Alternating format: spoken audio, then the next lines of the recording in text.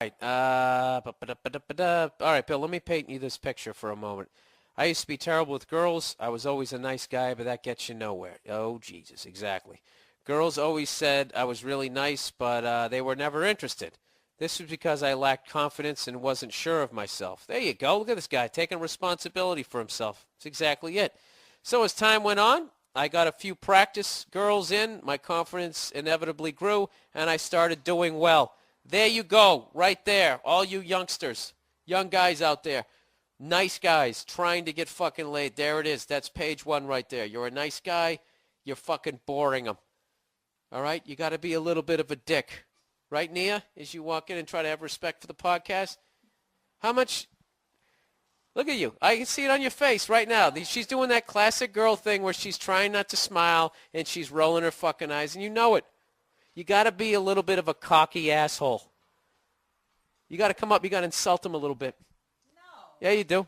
Like if I saw you right now, even though I like your outfit, I would walk up to you and be like, "What? Would you come straight from work? That's how you dress when you come out?" You'd be like, "What? I'm just fucking with you. What are you drinking?" Right out of the gate. Come right out. Put your balls right on the fucking table. Take a look at him, sweetie.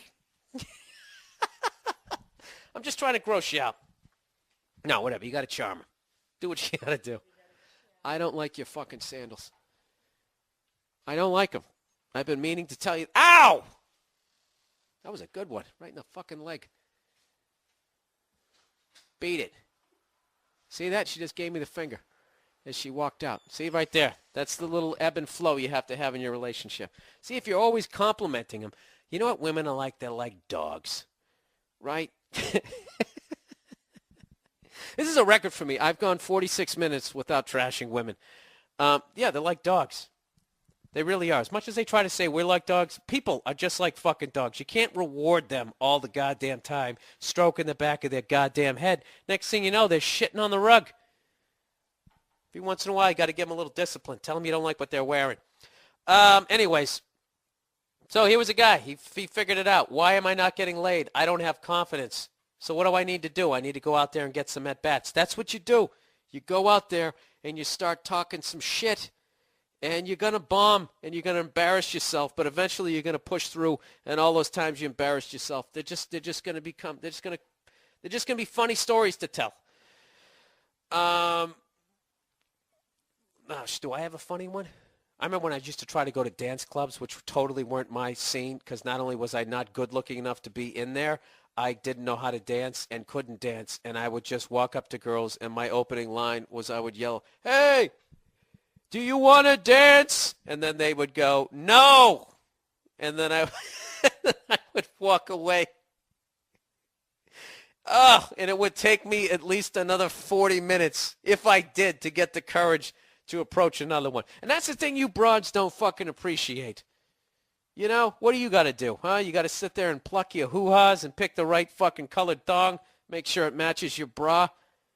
You get to do all of that in private. We got to sit there and basically, it's like doing stand-up. The only way to learn how to do it is you have to go on stage and just eat your balls. You got to bomb. I don't know. I guess it all gets made up because they get pregnant and they got to deal with that fucking shit, you know? And forget about the pain of pregnancy. Can you imagine another thing growing inside of you? Jesus, I would go to the doctor and be like, "Get this out of me. This virus. It's eating my guts."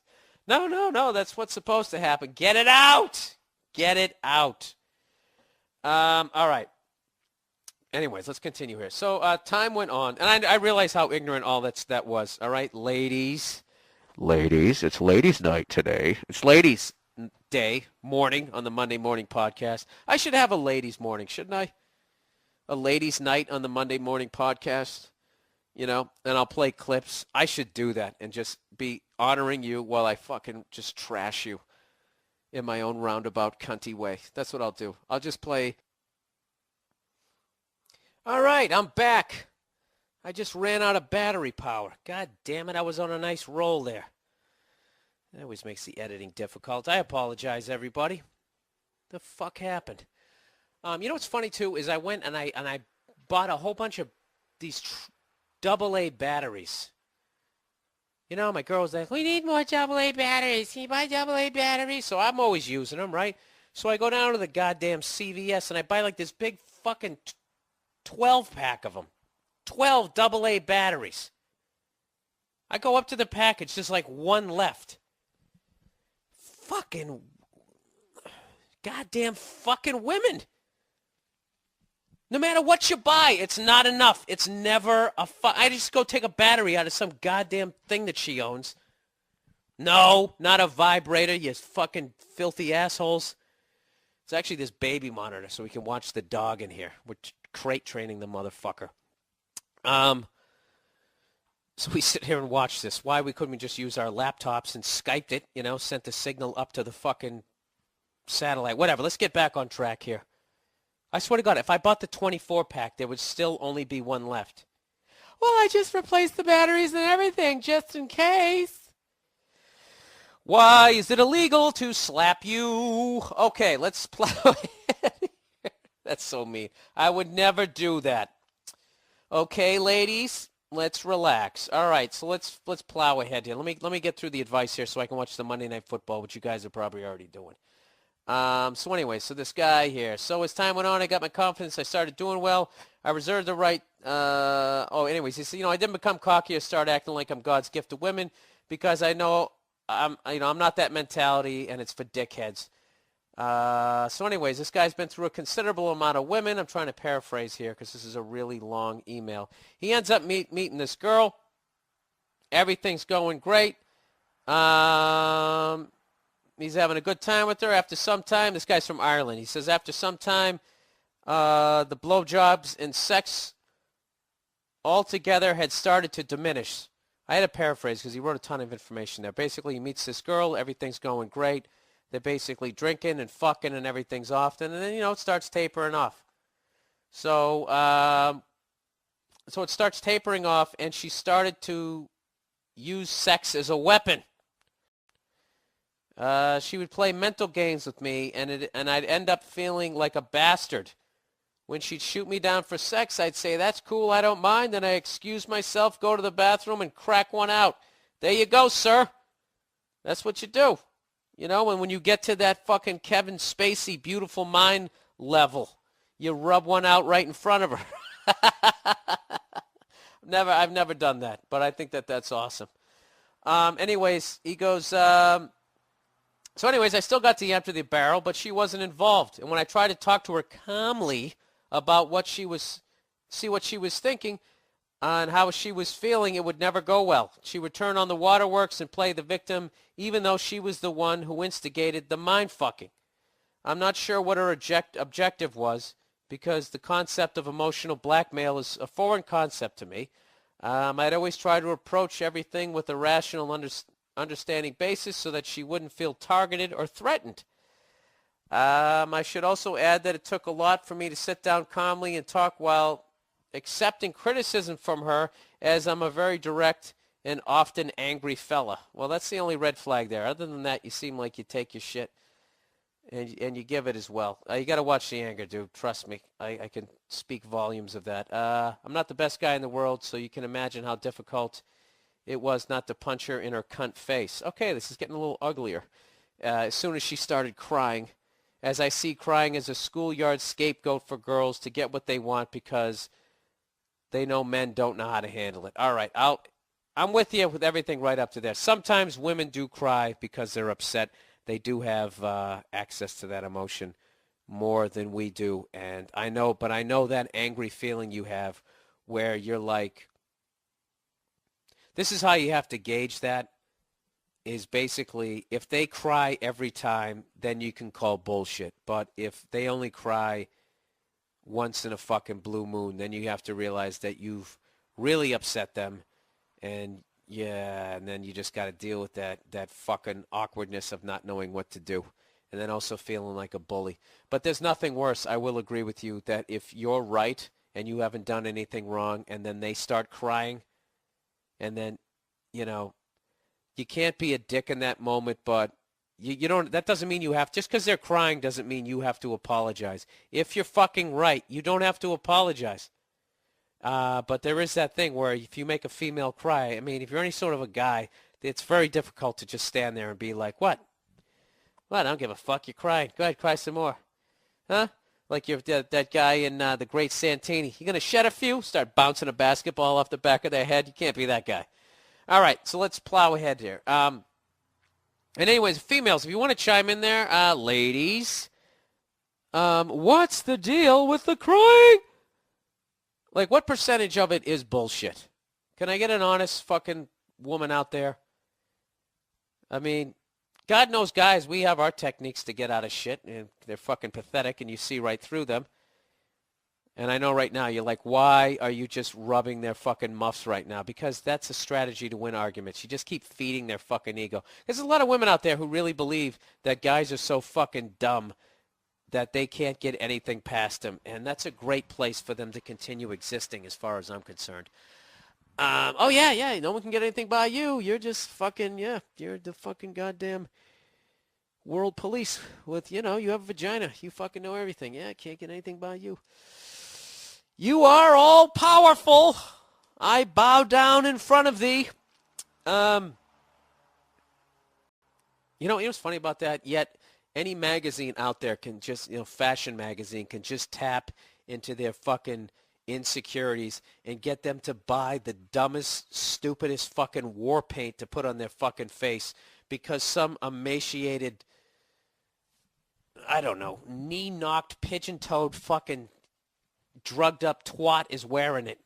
But you can't get, you can't get anything past them yet. That's great. My voice just cracked right there. Can't get anything past them.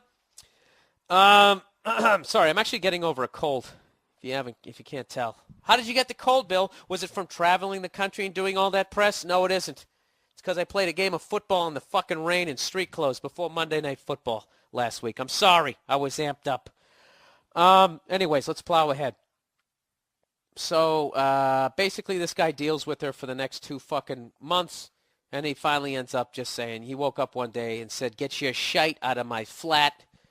This is over. I can't deal with these mind games. So, where do I get to his question here? Anyways, I don't have much of an ego. I like to accept my faults. You know what, dude? You've said that one too many times where I'm starting to think maybe you do. And maybe this woman is buried in a new fucking turnip garden in your backyard. I like to accept my faults and admit what I have done is wrong and learn from it so as not to make the same mistakes over and over again. My question is, Bill, how do I get them to fuck up and stop testing my patience? And how do I meet someone who doesn't want to control me with their bullshit games? I don't know, dude. I half of this I'm really going with you and you seem like an introspective person, and the other half you've worded this kind of like a psycho. How do you get them to fuck up and stop testing your testing your patience? That's kind of like I picture Dick Cheney type guy saying something like that. What the fuck do I know? Basically, I don't know what your problem is in this email, okay? You dated a girl, she started playing mind games with you, and all it was after 2 months you were like, fuck this, pack up your shit and get out of my life. So, be one thing if you were still in the relationship, then I would say that you have problems, but you don't. You met a psycho. So what I would say is, I don't know, just stay single. Stay single right now.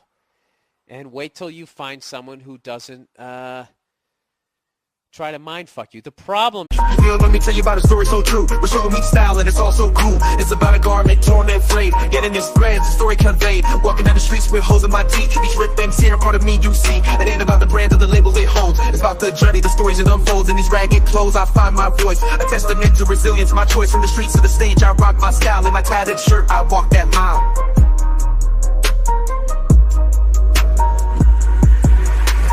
Ripped and torn, but still I stand in my ragged attire. I command, it's not just fabric, it's a statement I preach. In my threadbare garment, I find my reason.